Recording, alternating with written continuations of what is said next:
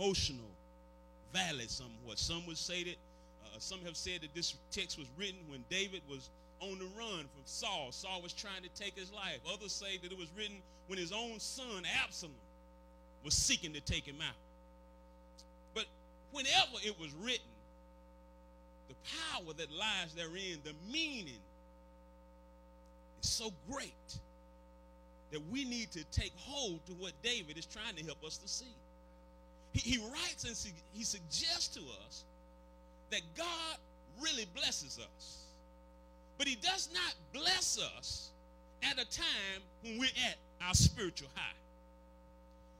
God does not go out of his way to bless us when we got a lot of money in the bank. God don't take you to the next level when everything is going great, when you have crossed every T, dotted every I, and signed your name on the bottom line. He doesn't bless us when our health is up and our money is up and our stocks are up. Our portfolio is tight. That's not when God blesses us. But based on David's writing, God has a divine way of blessing us at moments when we experience extreme forsakenness. I don't know if you've ever been forsaken, but if you ever been left alone, if you ever been tricked, talked about, anybody ever turned their back on you, you understand that that's a moment that you really do need the Lord. It would almost seem that the highlight of David's words, the highlight of what David has written in this book, it almost says that God's way of blessing comes when God allows us to be forsaken by people that we love. He starts in verse 1 and he says that the Lord is my light and my salvation. Whom shall I fear? He goes on in verse 2, said, when the wicked, my enemies, my foes come up against me to eat up my flesh, they stumble and fail. But he moves from fear. He moves from his foes. And if you accelerate down to verse 10, David starts talking about his own family. He speaks of a time when he experiences being forsaken by those who are dearest to most of us, our own fathers and mothers. Whatever provoked David's writings, you'll find it true that nobody can hurt you like family. Y'all gonna help me here? Nobody can hurt you like church folk. Nobody can hurt you like the one that said, I got your back. Nobody can hurt you like folk that say, I'll pray for you. Oh, but I'm going to talk about you when I hang up. I got a problem with gossiping when I hang up. Oh, I'm going to pray for you, but I'm going to talk about you on the way. Yeah, you see, I said this to Line of Judah sometime, and one thing you're going to find, True Temple of Deliverance, you'll find that no matter what race you are, you'll find that all your skin folk ain't your kinfolk. Everybody that say they for you ain't for you.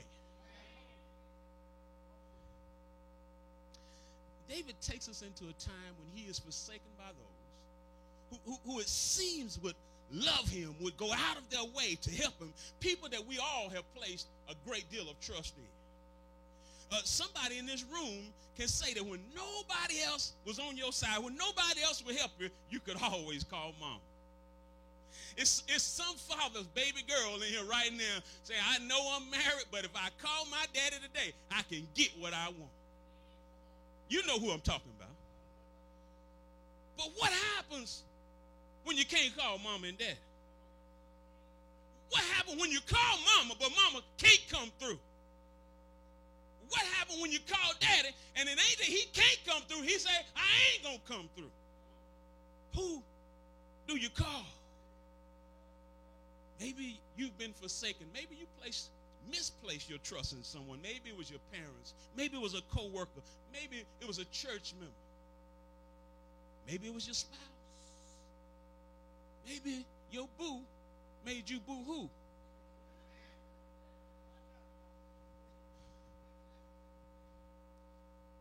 What do you do when the very one that you walk down the aisle with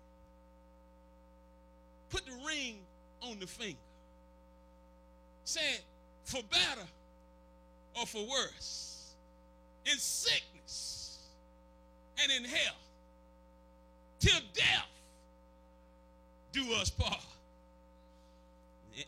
And you do what you do, and you give what you give, and you try as hard as you can. And when you do, when things seemingly get better, one day you wake up and better has turned to worse. One day you wake up and health has turned to sickness. Richness has turned to poverty. Where do you turn in that hour? What do you do when your siblings forsake you, your own sister and brother? Maybe you're a twin, but can your twin sustain you for life? What do you do when you receive a pink slip at work, and after years of faithful work, after years of putting in overtime, volunteering to come in on Saturday, you go to work and you're the first one to be let go? Even in the church, folk have been misled by folk who said that they love you in Jesus' name. Been hurt by folk who say they care for you. They love you with the love of Christ. And all of a sudden one day they don't answer your call. They don't text you back no more. Act like they don't know your email address no more. So David says here, let me move on. David says that here in this text that there are several blessings that come to you and I after we've been forsaken. He says the first of those blessings, David says, what it does is it brings about promotion. It brings about elevation. Let me show you. See, he says in verse 10, when my father and my mother forsake me, then, in other words, not before they forsake me, but after father and mother forsake me, then the Lord will take me up. I want you to look at how David says this. He says that the Lord has a way of moving in two particular verses. Go back to verse 5. He says, for in the time of trouble, he shall hide me in his pavilion. In the secret of his tabernacle shall he hide me. He shall set me up upon a rock. Now he says when you've been hurt by foes, that God will hide you in his pavilion and in the secret of his tabernacle. He'll even then set you up on a rock. Now the Hebrew term literally suggests that God lifts you up, he raises you above your enemies and places you on a firm foundation in a place of safety. But then when you get to verse 10, he says, when my father and my mother forsake me. He doesn't say then that God lifts you up. He doesn't say then that God picks you up and puts you on a rock. He doesn't say then that he puts you in a safe place. He said that when you've been hurt by a foe, God moves you. In verse 5, by putting you on top of something. But when you have been forsaken by friends and family, by those who are closest to you, that's not the time that he's put you up on something. David says, but rather, God lifts you up and draws you to himself. David is saying at a time in your life when you felt like you would not recover from hurt, the hurt that you may have received from a loved one, someone who was close to you. He says it really was a blessing in disguise because God will use that opportunity to elevate you. Your elevation did not come until you experienced a moment of extreme pressure, pain, and disappointment. So what we've got to do, we've got to get to a place in the spirit that we can flip the script on folk who have been used by secret agents of hell to try to form weapons against us that really ain't going to prosper no how. We have to have the wherewithal to tell those folk, thank you. Come on, y'all, get with me here. He says, we got to tell them, thank you. Why?